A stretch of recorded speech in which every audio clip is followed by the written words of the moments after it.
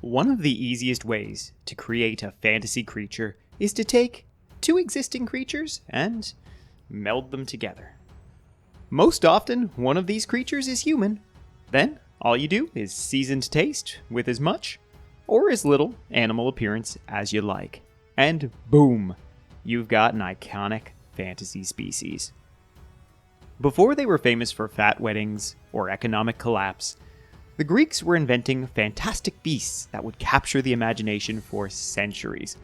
One of the lazier of these is undoubtedly the Centaur, top half man, bottom half horse, with a real lust for life, among other things. The Centaur have galloped their way into innumerable settings, including the Warhammer world. Centaurs became an important part of the forces of chaos during the Old Hammer era, but were quietly sent to the glue factory in the 90s. My name is Nathan Stone, and this is Lost Units of Warhammer.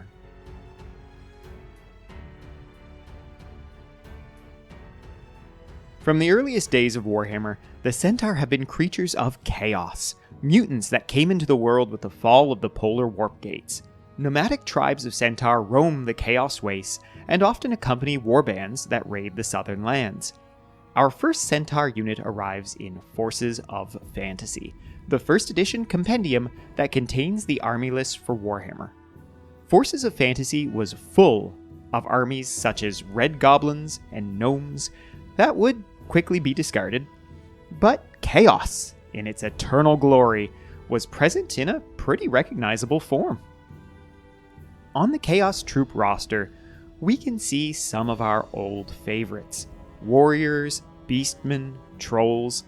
The Centaur are the fourth profile down, and honestly, they look good. Those horse bits aren't just for show, as they sport a movement value of 8. Their weapon skill of 3 and ballistic skill of 4 are respectable. Strength 3 is above average for the era, as is their toughness of C, which roughly translates to toughness 3. They round things out with 2 wounds, 3 initiative, and 2 attacks. At 19 points per model, their debut in Warhammer is an impressive one. Second edition brought a short reprieve for the Centaur from their eternal damnation. No longer creatures of chaos, and completely absent from the army lists of ravening hordes. To track down these Centaur, we need to explore the Battle Bestiary, a compendium of the creatures of Warhammer who appear both inside and outside the main army lists. As befits their split from the Dark Gods, the Centaur have new lore. Centaurs are enigmatic creatures, the wild horsemen of the steppe lands. They are a free and uninhibited race, intelligent and reasonable, but not very interested in sedentary life. They live by herding and hunting. They are talented orators and have a great love of language and music. Their own tongue is melodic and complex. This lore sees them far closer to the original Greek myths than our first edition mutants. Stat-wise, the Centaur are updated for second edition. Their strength increases to 4, toughness changes from C to 3, and they gain willpower, cool, and leadership, all set to 7. Interestingly, one of their 2 attacks becomes a stomp attack with their hooves, meaning that if they're holding a weapon, only 1 attack may be made using it.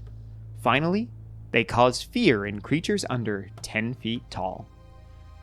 Whether a man or a horse, or both, no one can long deny the power of chaos. With the advent of 3rd edition, the Centaur returned to the fold.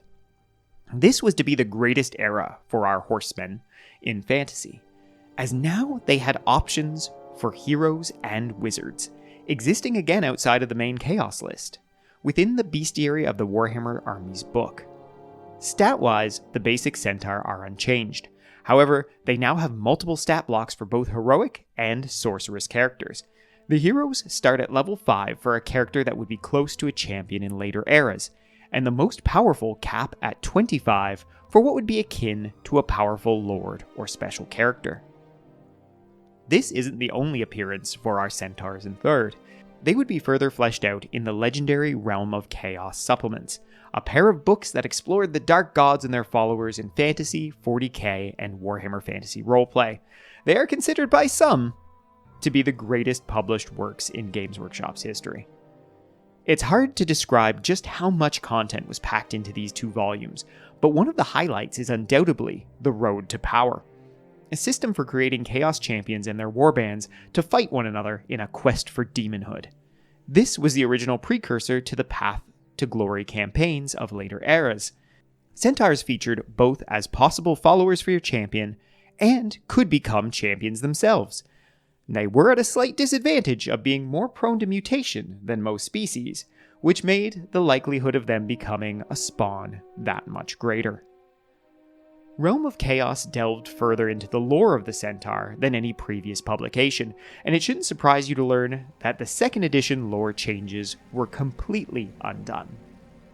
Centaurs were back to being cruel raiders, and now had greater ties to the Beastmen, with Centaur warriors often accompanying Beastmen hordes into battle.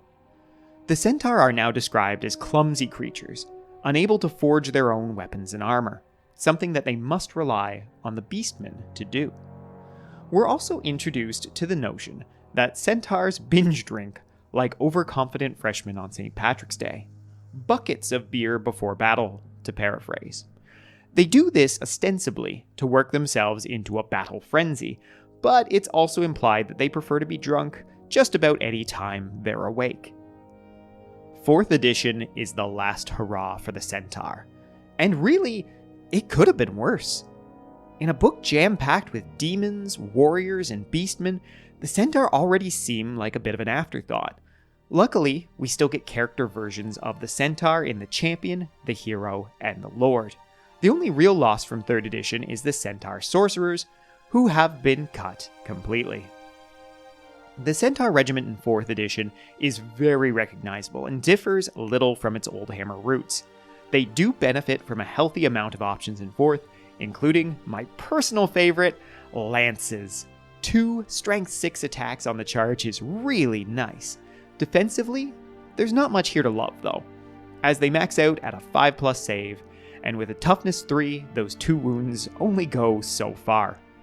At 23 points each, they seem like a pretty fairly costed unit to me, a glass cannon that your opponent needs to respect for both its speed and damage potential.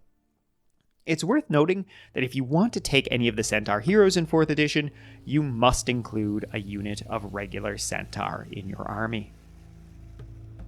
This is where the story of the Centaur ends. When the Realm of Chaos supplement was released in 5th edition, the Chaos Centaurs were nowhere to be seen.